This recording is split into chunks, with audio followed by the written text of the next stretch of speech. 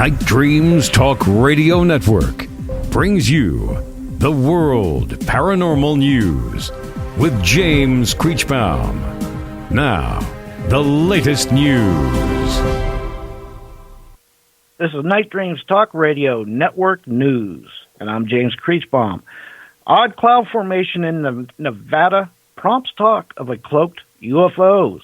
One resident of Nevada managed to capture a video of what he believes is a UFO, or at least a spaceship which is under a cloaking device. The video shows a strange circular, low-lying cloud which resembles a classic flying saucer. While many have claimed this is just an odd cloud formation, some UFO experts believe it is an alien spaceship which is trying to keep a low profile. The footage was taken in Nevada at dawn on January 29th of 2020. UFO experts and conspiracy theorists believe the UFOs sometimes resemble clouds, as this way they can monitor the public without making anyone aware of them that they are watching us. Korean TV show uses virtual reality to reunite a sorrow-stricken mother with her 7-year-old daughter who died in 2016. The mother put on a VR headset and was transported to a garden. She was met there by her dead daughter, who she could touch and talk to. Virtual reality is resurrecting the dead to help the living cope with their grief. The two were able to touch, play, and hold conversations, and the little girl even reassured her mother that she was no longer in pain. While the Princess cruise ship forced to turn around after over 300 sickened with the norovirus. Now, the coronavirus isn't the only virus causing concern on cruise ships right now. The norovirus has forced Princess Cruises Caribbean Princess to turn around. As Princess Cruises grapples with concerns of the coronavirus on board a ship in Japan, another one of its ships, the Caribbean Princess was forced to turn around due to the norovirus outbreak. At least 299 passengers and 22 crew members on board the ship operated by the California-based Princess Cruise Lines have become sick, according to the U.S. Centers of Disease Control and Prevention. The Health Ministry of Trinidad and Tobago said that in a statement it denied the ship entry as a precautionary measure against any kind of an outbreak. Asteroid alert. NASA spots a 21,100 mile per hour space rock heading towards Earth. Will it hit? An asteroid racing towards Earth at more than 21,100 miles per hour will make a close approach early tomorrow. NASA has confirmed, but is the asteroid expected to hit the planet? Well, the asteroid will near our home planet in the morning hours of Wednesday, February 12th. NASA's asteroid trackers estimate the space rock is flying towards us at about 21,139 miles per hour. At this rate, the asteroid will narrow the gap between itself and our planet by 1.19 a.m. At 1:19 a.m., and that's British time. That's 8:19 p.m. Eastern time. Also, let's see what else we got in the news here. Oh, there was a sighting of a photo of an alien craft over the United Kingdom recently. And let's see. Here's what the witness says. I was looking through the binoculars when I spotted something unusual near the contrail. There was a UFO that looked just like a tadpole. It even had a tail that was flapping around behind it as it moved through the air. The surface of the UFO appeared to be metallic in nature as the sunlight was reflecting off it. I was very perplexed by what I was seeing. I could not identify it as being any known type of aircraft or anything that I had ever seen before, for that matter. It was very bizarre looking. Next news break, top of the hour. You're listening to Night Dreams Talk Radio After Dark with our host, Gary Anderson. That is me. I tell you what, these asteroids, it seems like there's more of them coming around, well, towards our planet in a week's period than we have had in months. It's really scary. Anyway, our guest is on the show right now. We have Mke McCoy. Hi, Mike. How you doing? Hey, Gary. Doing great. Well, you've been staying out of trouble. I've been trying. So, talking about your book about asteroids, have you heard in the news all these asteroids are going to be coming near misses and flying by us here in the next week? I haven't seen any this week. I haven't noticed that, but there was at least 5 or 6 in January that I did notice. Well, James, when's the next one? Isn't there one supposed to come by tomorrow? There's going to be 2 of them by tomorrow. Actually, let me pull that up here real quick. There's going to be 8 in the next, or 10 in the next 8 days. Tomorrow, there's going to be 2 of them tomorrow with what's called 2020 CH and 2020 CF. Those are 2 names of them.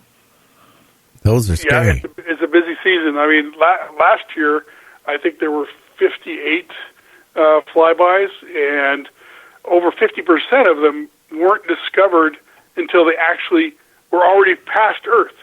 That's the scary part. Yeah. Yeah, that's a very, very scary part. Well, the one I'm worried about is the one that's supposed to come by this weekend. They're saying it's between 1,400 and some feet long to over up to 4,000 feet in length, which is huge. And they said for some reason, if that one hit, that would be pretty much like when the dinosaurs were taken out. But they said it's supposed to be a near miss, but it's going to go, after it passes us, it's going to go up and go around Venus and then head back towards Earth again. And then it'll be even a little bit closer on August 25th of this year. It might have a chance to readjust its aim. It could be. Yeah, that's the danger, and I'm not as fearful of the asteroids that the Minor Planet Center has cataloged, the ones we've discovered and that we're tracking. I'm concerned about the ones that aren't being tracked. One NASA scientist claimed that 2/3 of all asteroids that are 450 feet and larger have not been found. And that's scary. I mean, it's like I was mentioning at the beginning of the show, it's like a crapshoot. Every day, I mean, we don't know what's happening. And you know what? Is 2 things that really frustrate me about our country and all the other countries. One, we should be shoring up our grid system. That's number 1 priority. The second is we should be investing in money to be able to monitor these asteroids and space junk. And it's scary that we divert our money in other areas, and those are the 2 primary things that should be funded. Plus a third one. How do we deflect an asteroid if it's coming? That's what we need to be working on. That's a big problem that we're only just beginning to start to address.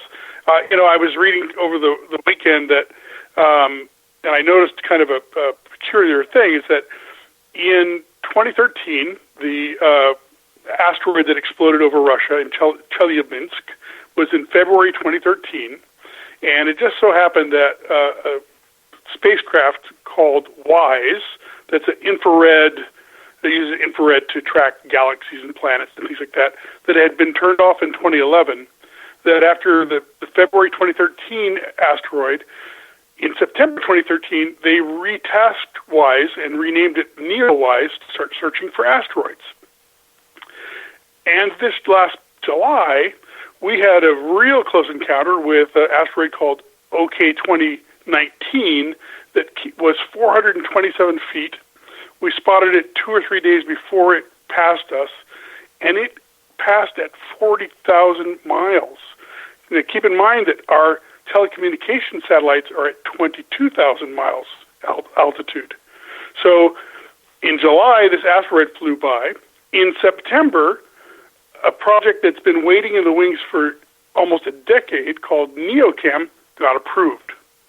So our government isn't proactive. We're just reacting when there's a scare. And the problem is that NeoWise goes offline this summer, and NeoCam, the new satellite telescope, won't be active, won't be launched until at least 2025. So we're going to be blind to the skies for over 5 years. That is what is the scary thing, of being blind and not even knowing. And you talk about the one that came by, that close to the Earth, that alone is scary. I mean, if it deviated a little bit, and I don't trust what they say anyway, because I remember this one asteroid back a few months ago. They said it's going to miss the Earth. Well, it sure missed it. It hit the Mediterranean. So here NASA is saying it's going to miss. It's going to miss. Don't worry. Well, guess what? They were wrong. It hit. Yep. There are actually a lot of smaller meteoroids, medium-sized, things that burn up in the atmosphere. On Halloween night, this last October 31st, about a 7-foot asteroid passed. It didn't come to Earth, but it passed at 3,800 miles. Now that's like skimming the planet, really. And if it had come into the atmosphere, it surely would have burned up like the one in Chelyabinsk. But there are actually several thousand fireballs, meteors that are large enough bigger than a shooting star, bigger than a little rock or a piece of dust, coming into our atmosphere every day. Oh yeah, I believe most of them, don't cause any problems, but about 500 of them actually impact Earth. Quite small, but there are about 500 that actually make it to land and impact every year. Well, back maybe 5-6 years ago, me and my two sons, we ride motorcycles. We're down here in Gig Harbor, Washington. We were going to go to Reno, the back way, and then Las Vegas. We were up by Crater Lake, Oregon, in that area. And we were riding late at night because we were trying to make up for time. And all of a sudden, I looked at, and I pulled over, and I said to my sons, I said, look at that. Maybe it's space debris coming down. But it lit up the sky. We saw the fire trail coming down. And then it hit, and it sounded like a bomb went off. And the next thing I know, there was a forest fire. That is, who knows how big the meteorite was. But it was big enough to make an explosion. You could hear it. It was probably no more than about 5-6 miles away from us. But I tell you, it was loud, and then all of a sudden there was a big fire. Yeah, they're very hot. Yeah, no, that's incredible. So that sort of thing, happens every day. Of course, the Earth is 70% oceans, so most of these will land in the ocean, pretty harmlessly.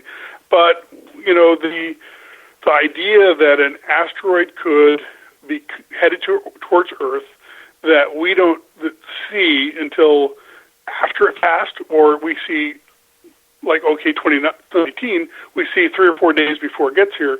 If there was something that was going to make an impact with Earth, and we spot it 3 days beforehand, there's nothing you can do. Even if you have planetary defense, you don't have enough time.